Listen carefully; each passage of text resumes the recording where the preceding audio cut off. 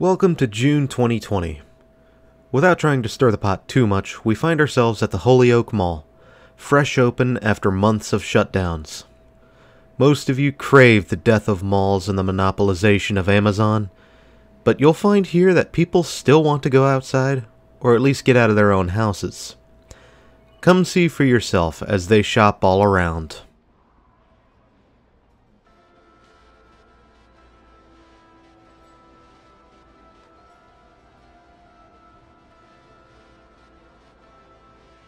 With plans dating back to 1973, Holyoke Mall officially opened as a Pyramid Original in July 1979, with Sears and Steigers as original anchors.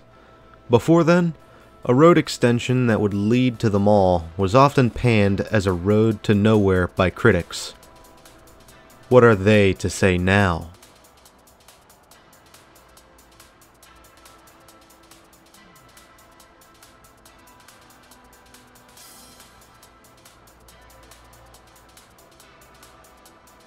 The mall started out quite strongly with over 100 stores, and even featured a basement food court accompanied with an 8-screen cinema. And as the mall picked up more steam, 1995 would bring forward a new expansion for the mall, a G Fox store establishing itself in a new wing. Toys R Us and Christmas tree shops would also set up shop at the mall, these being among the first locations to set up in a mall. And as the mall received a minor update to its image, it would be touted as the largest mall in New England for a brief time.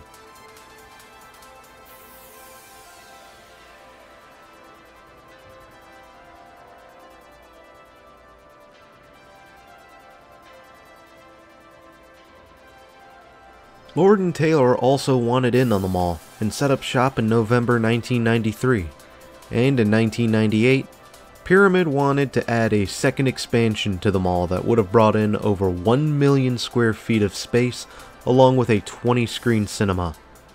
However, this plan was halted by the city. I wonder why.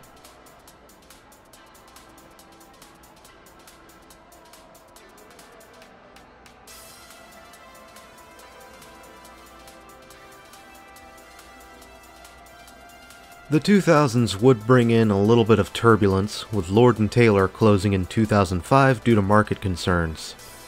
Meanwhile, G Fox, which was converted to Filene's at the time, would be acquired and vored by Macy's, whom would continue to operate at the store, at least as of the making of this video.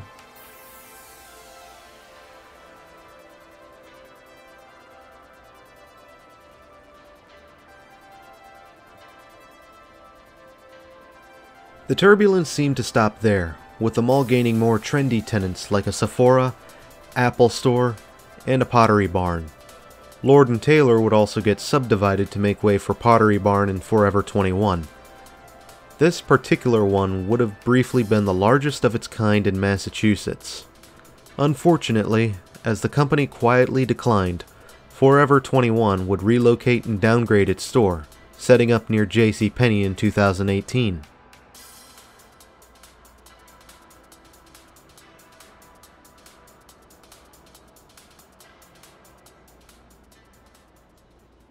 Down there is the basement food court, the one part of the mall where it briefly becomes a 3-floor mall.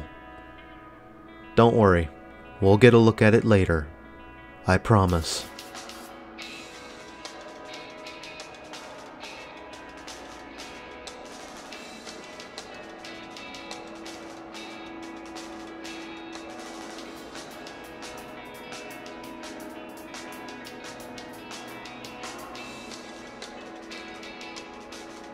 The Sports Authority that set up at the mall would have closed their location in 2016 as the company filed for bankruptcy, while Sears would shut its doors in November 2018, but not until after Babies R Us left the mall in April that year. I guess we could call it Babies Were Us.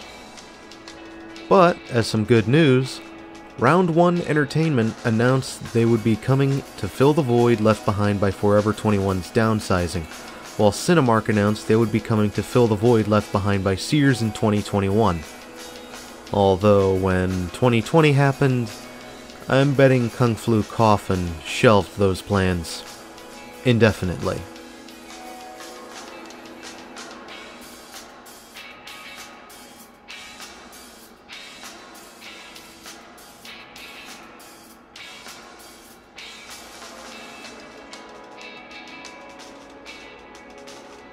While Cinemark didn't make it to Holyoke Mall, Holyoke itself seems to have survived, coming out strong and busy as ever as it maintains a Target, Macy's, JCPenney, Round 1, Christmas tree shops, Best Buy, and Hobby Lobby as anchors. Quite the lineup, Holyoke. However, it does face one major controversy. Must be 18.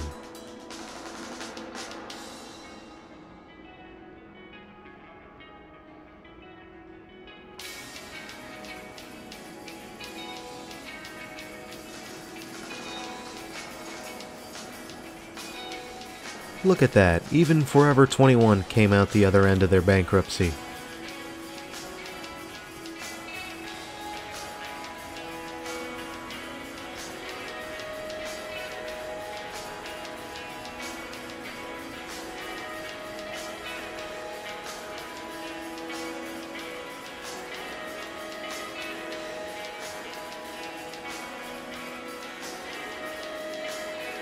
Let's get back to that must be 18 controversy.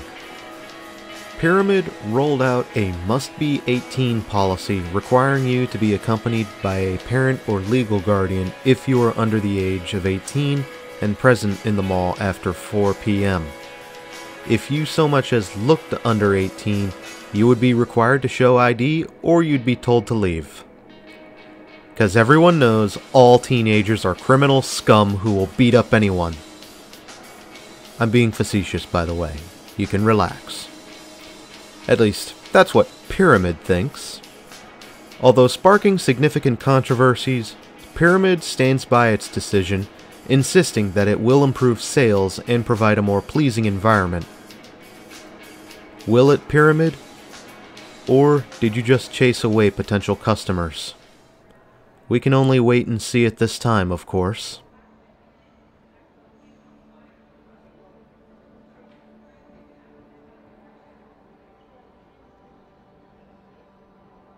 Regarding Holyoke Mall, this is one of the better looking modern malls out there in my humble opinion.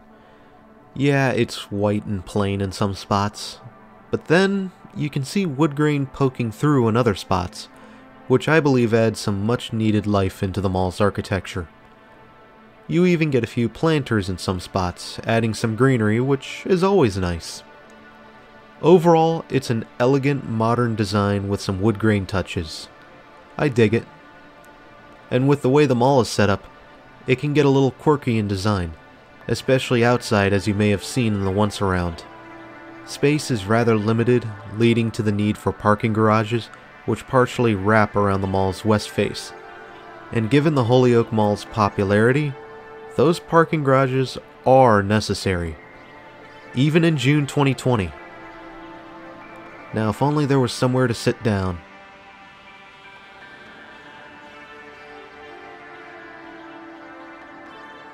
Also, a side note, I've encountered quite a few malls as of late that had an elevator either out of service or were closed for maintenance.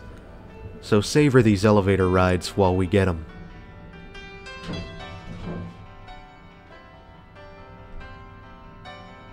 Hello?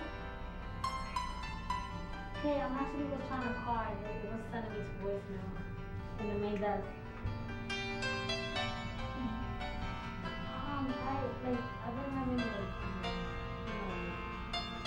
anything up, so I wanted to speak to him. It's just that on my end, Overall, it seems like the Holyoke Mall has made some sort of effort to future-proof itself with a more diverse lineup of anchors. You have your standard mainstays for clothing, like JCPenney and Macy's. But on top of that, you have your electronics and appliances store like Best Buy, and a catch-all discount store like Target. And with entertainment, while it seems no theater is present, you do get a Round 1 instead. And as we've mentioned before, you have the food court for, well, food, even if there's nowhere to sit down. And this is before we go into the inlines. Maybe there's a bit more Pyramid could do, but so far, this is one of the more viable malls out there. At least it appears. I could be wrong.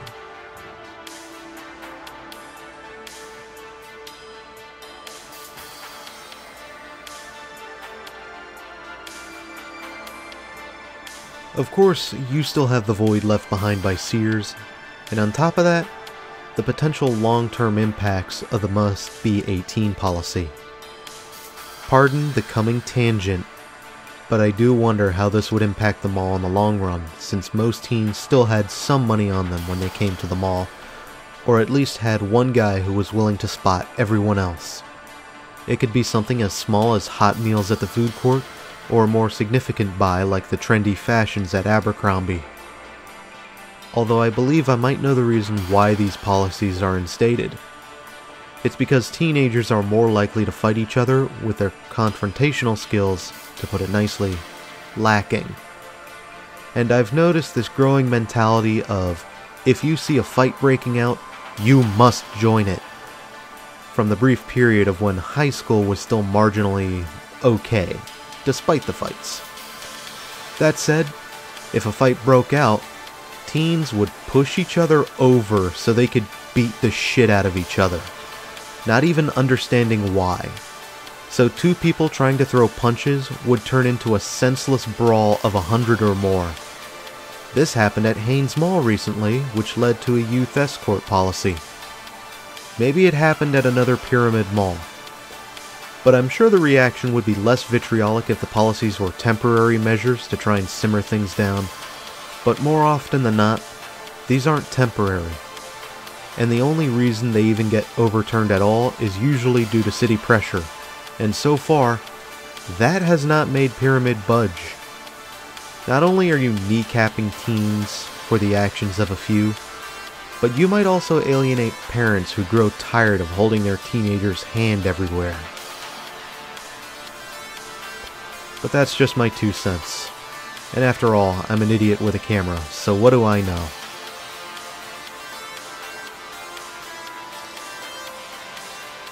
With all that aside, what were your thoughts on the Holyoke Mall? Did you love it?